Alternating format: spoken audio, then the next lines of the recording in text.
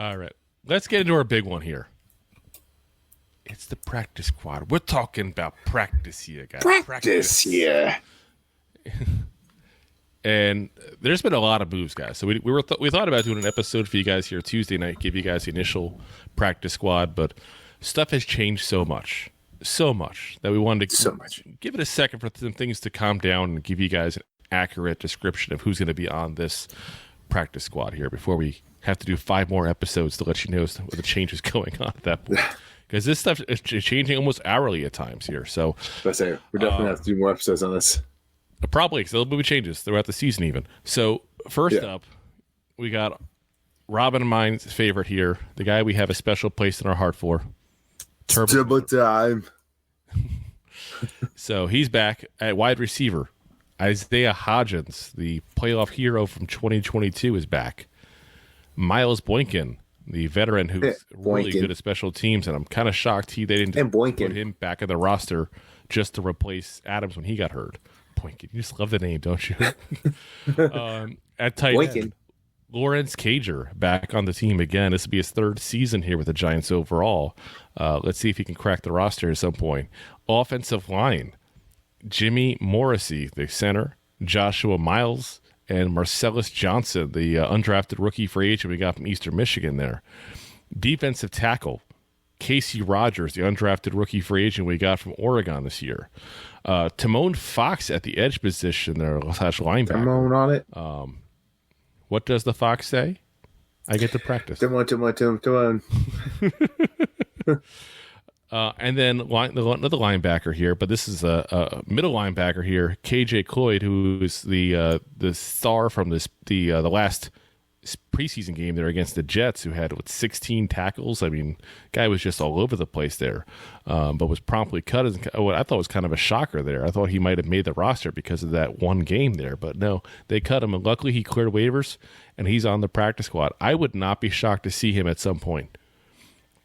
I don't know if that game was just a fluke in his career game or what, but that dude, I don't care if it's backups or not. You got 16 tackles. 16 tackles, guys. That's the math is not. You deserve to look at. I'll tell you, that's over 200 tackles on the year, at that pace. That's insane. I don't care if you're playing backups. It's still impressive. So, safety. Alex Johnson, the undrafted rookie free agent we got this year from UCLA, and Raheem Layne, the safety we signed, I think a week and a half ago or so there, also made him. Now, we also have the international exception. We talked about on cut day where I said that this player here was cut. We had to see what's going on with the international exception and make sure there's no issues there, find out where he's going to land, and that's Jude McAtamney. I always mispronounce his name, so I apologize to his entire family. I don't know why. I just can't say that word, his name.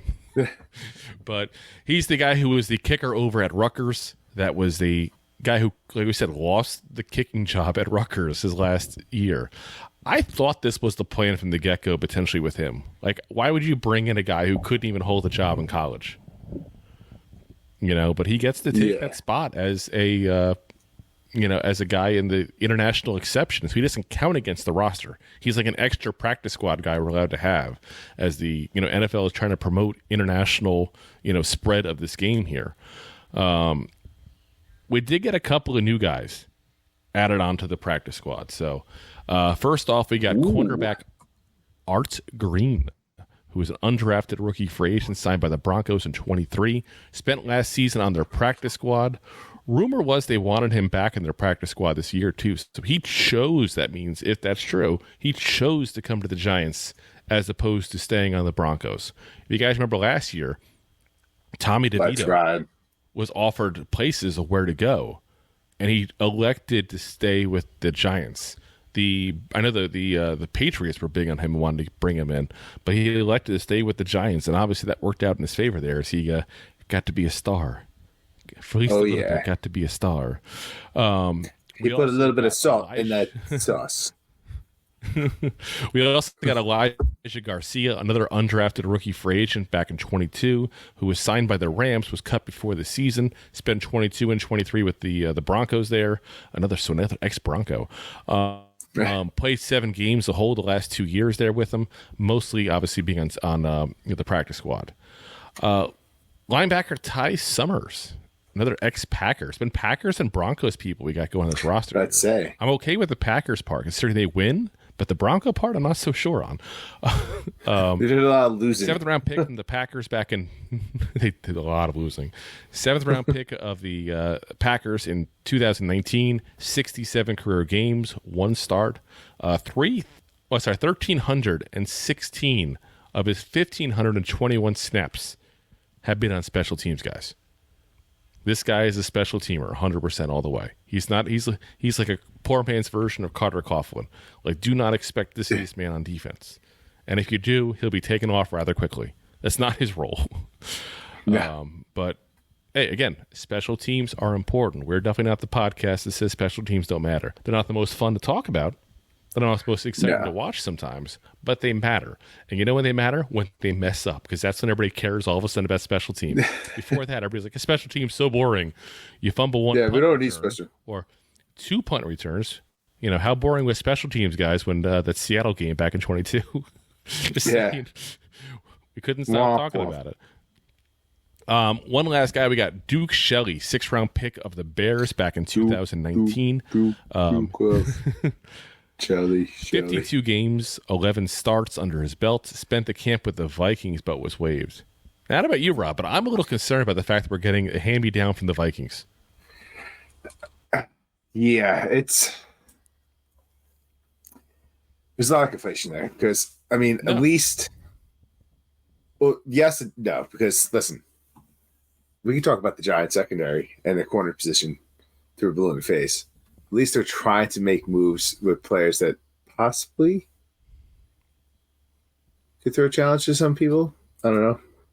But like you said, you can't make it with the Bears, but the Bears has been a terrible organization.